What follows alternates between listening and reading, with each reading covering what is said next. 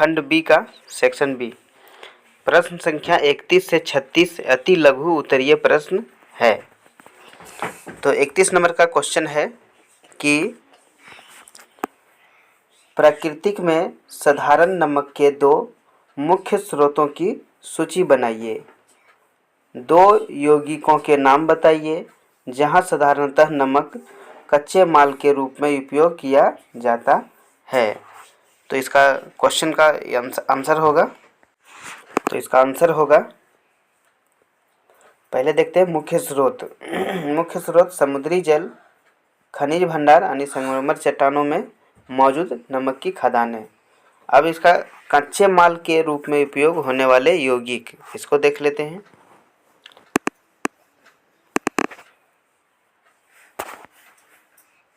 तो कच्चे माल के रूप में उपयोग होने वाले यौगिक है इनके सोडियम हाइड्रोक्साइड यानी NaOH, दूसरा ब्लीचिंग पाउडर CaOCl2। क्लियर है। आइए देखते हैं क्वेश्चन नंबर 32। क्वेश्चन नंबर 32 कहा गया है कि कार्बन यौगिकों की संख्या अन्य सभी तत्वों द्वारा मिलाकर बनाए गए यौगिकों से अधिक क्यों है, इसके दो कारण बताइए। तो आइए इसका आंसर देखते हैं। तो इसका आंसर है कि कार्बन अपने निम्नलिखित गुणों के कारण बड़ी संख्या में यौगिक बनाने में सक्षम है। पहला स्टेप है इसका श्रृंखलन। यह कार्बन परमाणुओं की स्वयं जोड़ने की क्षमता है, जिसके कारण एक दूसरे के साथ बांध बांधने में सक्षम होते हैं। क्लियर है। दूसरा है इसका स्टेप छोटा आकार। कार्बन परमाणु का आकार छोटा होता है, इसीलिए वे अन्य तत्वों के साथ मजबूत होता है और स्थिर भी होता है। तीसरा है स्टेप संयोजकता। कार्बन की संयोजकता 4 है, जिसका अर्थ है कि एक कार्बन परमाणु 4 कार्बन परमाणुओं या किसी भी अन्य एक संयोजक परमाणु के साथ बंध सकता है। क्लियर है। आइए देखते हैं 33 नंबर। 32 नंबर में ही एक अथवा में क्वेश्चन भी है कि एथेनॉल का एथेनोइक अम्ल में रूपांतरण ऑक्सीकरण अभिक्रिया क्यों माना जाता है। इस अभिक्रिया में प्रयुक्त ऑक्सीकरण एजेंट का नाम लिखें। तो इसका आंसर है, ये 32 का ही है। ये अथवा में क्वेश्चन दिया गया है या में। देखिए कारण है इसका कि एथेनॉल Ca यानी कि C2H5OH का एथेनोइक अम्ल में रूपांतरण के दौरान ऑक्सीजन का जुड़ाव होता है और हाइड्रोजन का ह्रास होता है। दूसरा स्टेप है इसका कि oxygen agent alkaline potassium permanganate या अम्लीय पोटेशियम डाइक्रोमेनेट। ठीक है। अब देखते हैं क्वेश्चन नंबर 33। क्वेश्चन 33 का देखते हैं कि मध्य क्रियाशीलता वाली एक अधातु का नाम बताइए और उनके सल्फाइड अयस्क से धातु के निष्कर्षण के 3 मुख्य चरण लिखिए। देखते हैं इसका आंसर। 33 का आंसर देखते हैं कि धातु का नाम है जिंक। धातु निष्कर्षण के मुख्य 3 चरण हैं। पहला जो है अयस्क का सांद्रण, दूसरा अयस्क का कैल्सिनेशन यानी कि अयस्क का सांद्रण जो है फ्रॉथ प्लेस्टोसेंटेशन विधि द्वारा अशुद्धियों को अलग करता है, और अयस्क का कैल्सिनेशन जो है सल्फाइड अयस्क को जिंक ऑक्साइड में परिवर्तित करने के लिए उसे गर्म करना। ठीक है। यहाँ रासायनिक सूत्र दिया है। तीसरा धातु का अपचयन, जिंक ऑक्साइड को कार्बन के साथ गर्म कर धातु में परिवर्तित करना। क्लियर है। आगे देखते हैं। 34 नंबर क्वेश्चन है कि उत्सर्जन क्या है। एक कोशिकीय जीव अपना विशिष्ट अपशिष्ट कैसे बाहर निकालते हैं। तो आइए देखते हैं इसका आंसर। आंसर है कि उत्सर्जन का अर्थ वह प्रक्रिया है जिसमें जीव अपशिष्ट पदार्थों को अपने शरीर से बाहर निकालते हैं।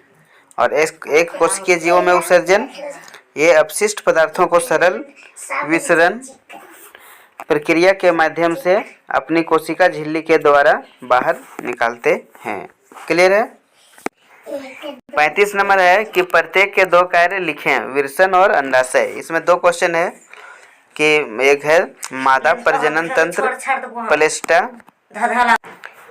35 में दो क्वेश्चन है, एक और दूसरा है इसका मानव मादा प्रजनन तंत्र में ये प्लेसेंटा और बी फैलोपियन ट्यूब के कार्य का उल्लेख करें।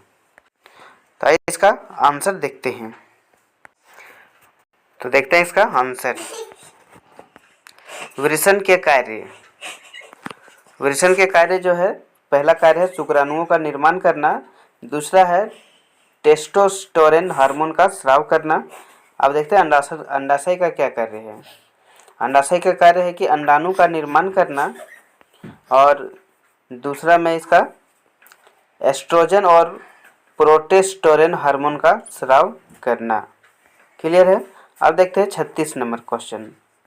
इसमें एक क्वेश्चन हुआ, इसमें दो क्वेश्चन था ना, या में एक था कि मानव मादा प्रजनन तंत्र में प्लेसेंटा और फैलोपियन ट्यूब के कार्य का उल्लेख कीजिए। इसमें दो आंसर था, तो दोनों का हम देखते हैं।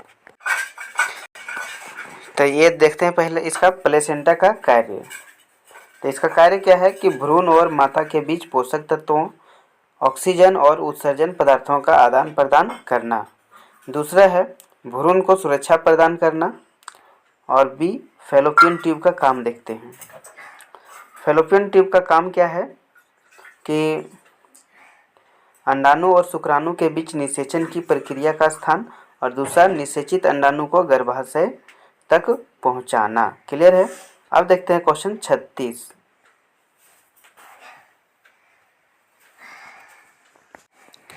क्वेश्चन 36 है कि हमें अपने वनों को संरक्षण क्यों करना चाहिए। वनों के कटाई के लिए जिम्मेदार दो कारकों की सूची बनाइए। तो आइए देखते हैं इसका क्वेश्चन का आंसर। तो देखते हैं इसका वनों का संरक्षण क्यों करना चाहिए, है ना। तो वायुमंडल में ऑक्सीजन का स्तर बनाए रखने के लिए पहला बात वनों का संरक्षण करना चाहिए। दूसरा बात है कि जैव विविधता और पारिस्थितिकी तंत्र को सुरक्षित करने के लिए। अब इसके वनों की कटाई का कारण देखते हैं।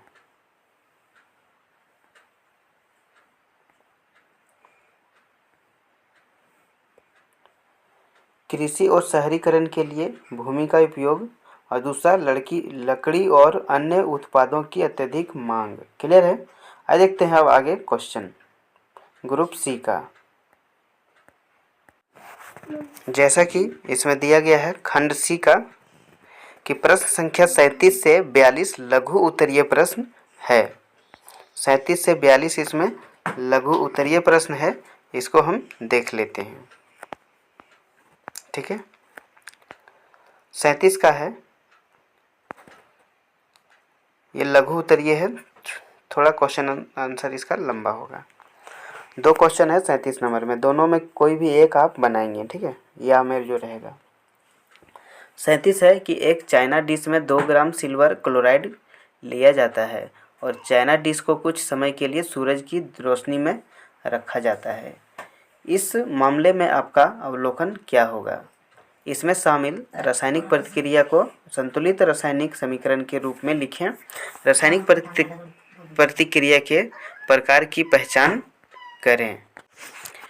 तो देखते हैं इसका आंसर कि सिल्वर क्लोराइड सफ़ेद रंग का होता है, सूर्य की रोशनी में रखने पर यह भूरा हो जाता है। असंतुलित रासायनिक अभिक्रिया जो क्या होता है 2AgCl होगा, और क्या इसमें होगा 2Ag प्लस Cl22 AgCl। ठीक है, इसका अभिक्रिया का प्रकार देख लेते हैं। अभिक्रिया का प्रकार है इसका, यह एक फोटो रासायनिक अपघटन अभिक्रिया है। क्लियर है। आगे देखते हैं, इसमें एक और क्वेश्चन है, आप दोनों में कोई एक ही क्वेश्चन सॉल्व करेंगे। ठीक है। विद्युत घट घट अपघटन और अपघटन का एक एक उदाहरण देखते हैं। अपघटन एक अभिक्रिया वह अभिक्रिया है जिसमें एक यौगिक दो अधिक सरल पदार्थों में टूट जाता है। तापीय अपघटन का उदाहरण देख लेते हैं। तापीय अपघटन का उदाहरण है CaCO3। तो इसमें क्या मिलेगा आपको, बना होगा मिलके CaCO प्लस CO2। आगे विद्युत अपघटन का उदाहरण तो 2H2O। इसमें टोटल होगा क्या, इसका टोटल ये है, इसका क्या क्या मिलके होगा 2H2 और O2। क्लियर है। आगे देखते हैं आगे क्वेश्चन। अगला क्वेश्चन है 38 नंबर का कि दो परख नलियों में A और B में नीला निटमस घोल डाला गया है जिसमें क्रमानुसार तनु HCl और NaOH घोल है। किस परख नली में रंग परिवर्तन देखा जाएगा? रंग परिवर्तन का कारण बताइए। तो आइए देखते हैं इसका आंसर। तो इसका आंसर हो जाएगा आपका कि परख नली ये यानी तनु HCl, नीला निटमस लाल हो जाएगा। कारण क्या है कि HCl एक अम्ल है और यह लिटमस को लाल कर देता है। अब परख नली का देख लेते हैं, बी में NaOH का कोई रंग परिवर्तन इसमें नहीं होगा। ठीक है, कोई रंग परिवर्तन नहीं होगा। कारण क्या है कि NaOH एक क्षार है जो नीले लिटमस का रंग अपरिवर्तित रखता है। क्लियर है। अब देखते हैं क्वेश्चन आगे क्वेश्चन है कि साबुन की सफाई 39 नंबर, साबुन की सफाई क्रिया को एक चित्र की सहायता से समझाइए। तो आइए देखते हैं इसका आंसर। तो यहाँ पर आप देखेंगे कि कपड़ा है, ये जो है सफ़ेद पट्टी है, यहाँ पर कपड़ा है और ये मैल है। ये क्या है? मैल है, गिरित भी जिसको बोलते हैं ना। तो यहाँ पर कपड़ा क्या है, कपड़ा को जब हाइड्रोक्लोरिक सिरा पानी, ये जो है हाइड्रोक्लोरिक पूछ है, ये जो दिख रहा है ये पूछ है। अब इसको जो है जो मैल है वो देखिए कैसे निकल रहा है साबुन के थ्रू। कपड़ा देख सकते हैं, यही चित्र आपको बना के वहाँ पर दिखा देना है। तो और इसमें लिखना भी है कि साबुन में ऐसे अणु होते हैं जिसके दोनों सिरों के विभिन्न गुणधर्म होते हैं। जल में घुलनशील एक सिरे को हाइड्रोक्लोरिफिक कहते हैं तथा हाइड्रोकार्बन में विलयशील दूसरे सिर को हाइड्रोफोबिक कहते हैं। और आगे इसमें है कि जब साबुन जल की सतह पर होता है तब इसके अणु अपने आप को इस प्रकार व्यवस्थित कर लेते हैं कि इसका आयनिक सिरा जल के भीतर होता है जबकि हाइड्रोकार्बन पूंछ जल के बाहर होती है। जल के अंदर इन अणुओं की विशेष व्यवस्था है जिससे इसका हाइड्रोकार्बन सिरा जल के बाहर होता है। ठीक है,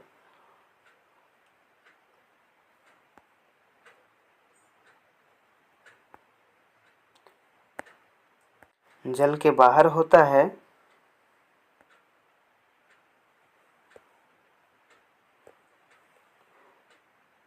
ऐसा अणुओं का बड़ा समूह बनने के कारण होता है।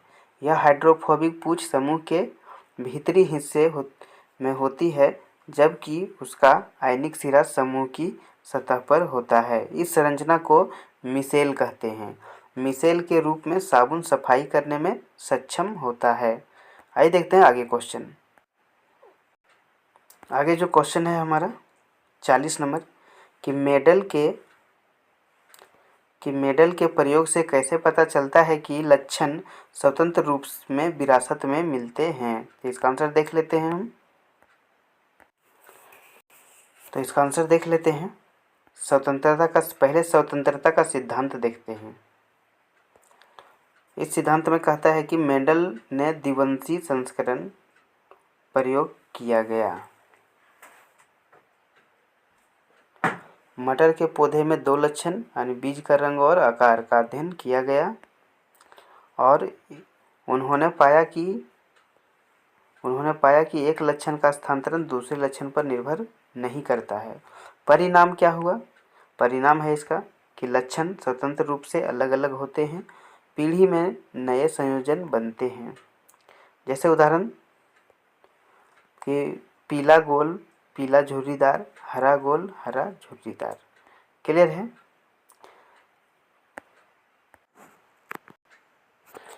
आगे देखते हैं क्वेश्चन नंबर 41।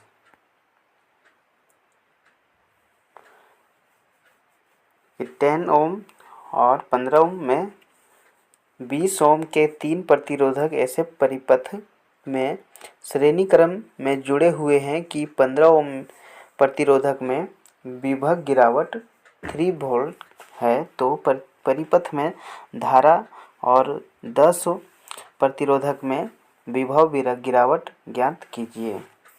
इसमें 2 क्वेश्चन है, 3-3 नंबर का ही है, आप जिसमें जो बना सकते हैं या फिर नीचे देख सकते हैं क्वेश्चन है।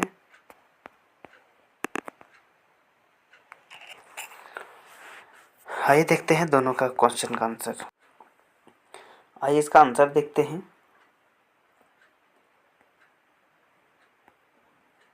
कि कुल प्रतिरोधक R बराबर R1 plus R2 plus R3 बराबर 5 प्लस 10 प्लस 15 बराबर इसका 30 ओम हो जाएगा।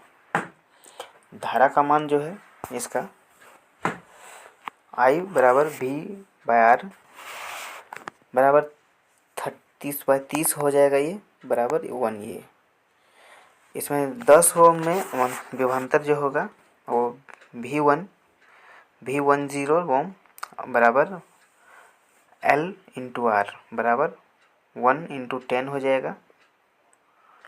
यहाँ पर देख सकते हैं I का मान निकला है 1, ये तो ये 10 वोल्ट का हो जाएगा। इसका उत्तर देख लेते हैं। प्रवाहित धारा 1 ये और विभवांतर 10 भी, ये इसका आंसर हो जाएगा।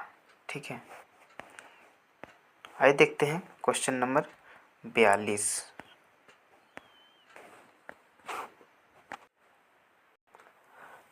है कि चुंबकीय क्षेत्र में रखे एक धारावाही चालक द्वारा अनुभव किए गए बल की दिशा का निर्धारण करने के लिए प्रयुक्त नियम का नाम, विवरण और एक उदाहरण सहित व्याख्या। ठीक है, आइए देखते हैं इसका आंसर।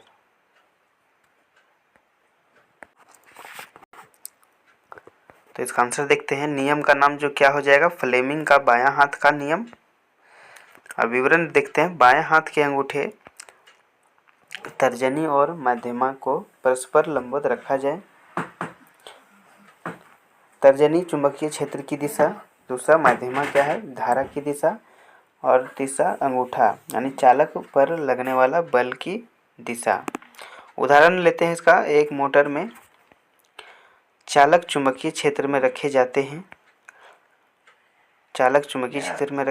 हैं। धारा प्रवाहित होने पर फ्लेमिंग के नियम के अनुसार बल उत्पन्न होता है जिससे चालक घूमते हैं।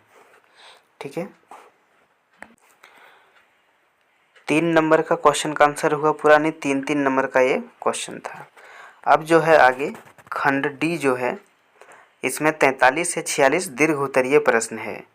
इसको आप ध्यान से पढ़ेंगे लिखेंगे, और ये जो है 55 नंबर का क्वेश्चन है। ठीक है, ये 55 नंबर का क्वेश्चन है। आइए पढ़ते हैं क्वेश्चन नंबर पहला। कि दिए गए अभिक्रियाओं को उदाहरण सहित समझाइए। पहले ए का है, ए में 2 है, हाइड्रोजन अभिक्रिया, दूसरा ऑक्सीजन अभिक्रिया। बी है साबुन और अपमार्जकों की उनकी रचना और कठोर जल में सफाई क्रिया के आधार पर तुलना कीजिए। सी है साइक्लोहेन्स की संरचना बनाइए। आइए देखते हैं 43 नंबर का क्वेश्चन का आंसर। 43 का हो जाएगा हाइड्रोजनीकरण अभिक्रिया जो है, परिभाषा इसका देते हैं कि हाइड्रोजनीकरण अभिक्रिया में हाइड्रोजन गैस को किसी यौगिक में जोड़ा जाता है, सामान्यतः निकेल या प्लेटिनम उत्प्रेरक की उपस्थिति में। उदाहरण लेते हैं इसका, तेलों का वसा में रूपांतरण। 31 से लेकर 46 के सभी क्वेश्चन आंसर का वीडियो दूसरे वीडियो में है, डिस्क्रिप्शन में लिंक दिया गया है। यानी एथीन और हाइड्रोजन को जोड़ने पर एथेन प्राप्त होता है। ठीक है। बी है ऑक्सीकरण अभिक्रिया। इसका परिभाषा देते हैं कि परिभाषा है इसका कि ऐसी अभिक्रिया जिससे किसी यौगिक में ऑक्सीजन का जुड़ाव या हाइड्रोजन का ह्रास होता है। उदाहरण लेते हैं इसका, एथेनॉल का एथेनाइक अम्ल में रूपांतरण। ठीक है। सी का लेते हैं, सी का जो है साबुन और डिटर्जेंट की तुलना। पैरामीटर साबुन डिटर्जेंट, इसमें जो है संरचना है इसका सोडियम, पैरामीटर का संरचना साबुन में हो जाएगा आपका सोडियम पोटेशियम लवण, डिटर्जेंट में सल्फेट और सल्फेट्स। ठीक है। साबुन का कठोर जल में काम नहीं होगा, जल में घुलनशीलता हो जाएगा इसका पैरामीटर का, और इसका होगा डिटर्जेंट का कठोर जल में प्रभावी। इसमें होगा पर्यावरणीय जैव कुछ डिटर्जेंट, प्रभाव जो होगा इसका अभिकर्मणीय। ठीक है। और गैर जैव प्रभाव जो है अविकर्मणीय इसमें होगा। आगे देखते हैं इसका डी, साइक्लोवेंस की संरचना। साइक्लोवेंस की संरचना जो है, आप इसको साइक्लोवेंस का रासायनिक सूत्र C6H12 है और यह एक 6 कार्बन वाली चक्रीय संरचना है। इसमें आप ये चित्र बनाएंगे। ठीक है। ये चित्र को ध्यान से देख लेंगे और यही चित्र आपको बनाना है। ठीक है। और यहाँ साइक्लोवेंस लिखना है आपको। इस चित्र को हम आपको जूम आउट करके दिखाते हैं, पूरा चित्र देख सकते हैं। यही चित्र आपको बनाना है। क्लियर है। आगे क्वेश्चन देखते हैं। 44 का ये है और इसमें एक बी, 2 क्वेश्चन है, 2 क्वेश्चन को हम देखेंगे। आइए इसका आंसर देखते हैं। तो पहले देखते हैं पोषण का प्रकार। ठीक है। तो पोषण का प्रकार जो है, प्रकाश संश्लेषण, यानी आप व्याख्या करते हैं, पौधे सूर्य के प्रकाश और जल कार्बन डाइऑक्साइड का उपयोग करके ग्लूकोज और ऑक्सीजन का निर्माण करते हैं। ठीक है। अब इसका जो है आवश्यक सामग्री क्या क्या जरूरत पड़ता है वो है आपका सूर्य का प्रकाश, जल, कार्बन डाइऑक्साइड, क्लोरोफिल। क्लियर है। और बी देखते हैं, रासायनिक समीकरण अब देख लेते हैं। रासायनिक समीकरण है इसका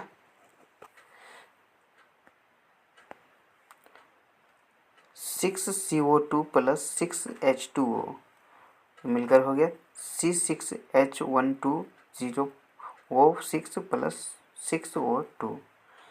और सी का जो है इसका प्रक्रिया के दौरान होने वाली घटनाएं। प्रक्रिया के दौरान होने वाली जो घटनाएं हैं, इसका प्रकाश ऊर्जा का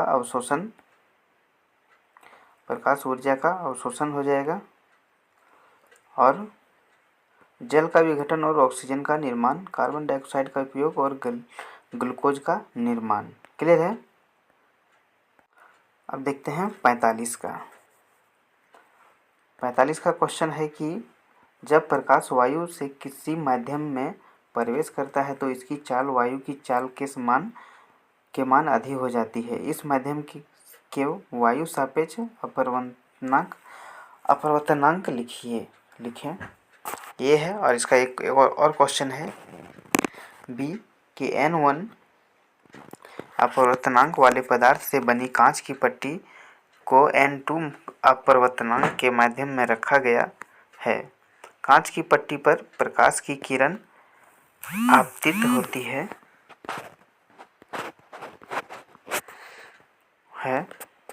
प्रकाश किरणें के मार्ग को बनाए यदि n1 बड़ा है n2 से और n1 बराबर है n2 से, या फिर n1 छोटा है n2 से।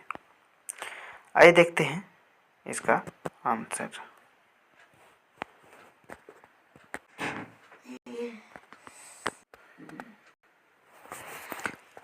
इसका हो जाएगा सूत्र जो है n बराबर c/v, यानी यहाँ c प्रकाश की चाल वायु में और v प्रकाश की चाल माध्यम में। n बराबर c/2 बराबर 2। उत्तर होगा इसका कि इस माध्यम का अपवर्तनांक 2 है। b वाला जो था प्रकाश की किरण के मार्ग, तो n1 बड़ा है n2 n1 बड़ा n2 n1 बड़ा n2, किरण विचलित होकर झुक जाएगी। ठीक है। सी का देख लेते हैं। प्रतिबिंब की स्थिति और आकार ज्ञात करें। सूत्र 1f बराबर 1b minus 1u। f equal to 10 centimetre और u बराबर -5 सेंटीमीटर। 1/10 बराबर 1v माइनस 1/-5। 1/10 बराबर 1v प्लस 1/5 और 1v बराबर 1/10 माइनस 1/5 इक्वल टू -1/10। v बराबर -10 सेंटीमीटर। प्रतिबिंब की स्थिति 10 सेंटीमीटर दूर वास्तविक।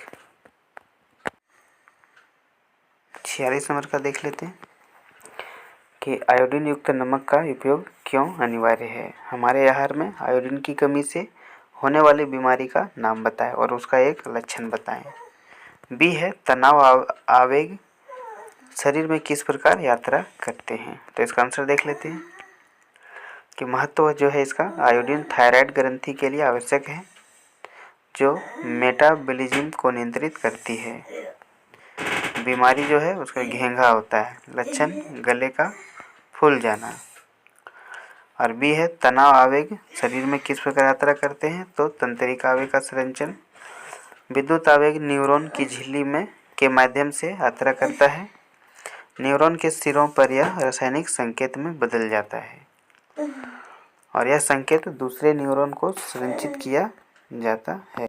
इसमें या में एक और क्वेश्चन है कि एक न्यूरॉन की संरचना बनाइए, इसमें निम्नलिखित को चिन्हित कीजिए, जैसे डेंड्राइट, कोशिकाकाय, केंद्रक, एक्सॉन। बी है न्यूरॉन के उन भागों के नाम बताइए जहां सूचना प्राप्त होती है जिसके माध्यम से सूचना विद्युत आवेग के रूप में यात्रा करती है। तीसरा दिखाना है कि जहां आवेग अगले संचरण के लिए रासायनिक संकेत में परिवर्तित होता है। और चौथा न्यूरोमस्कुलर जंक्शन को परिभाषित करते हैं।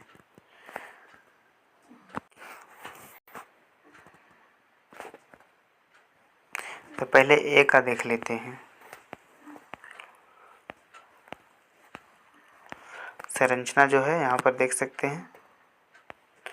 दूसरा का बनाना है ये। बी के न्यूरॉन के भाग देखेंगे। ठीक है,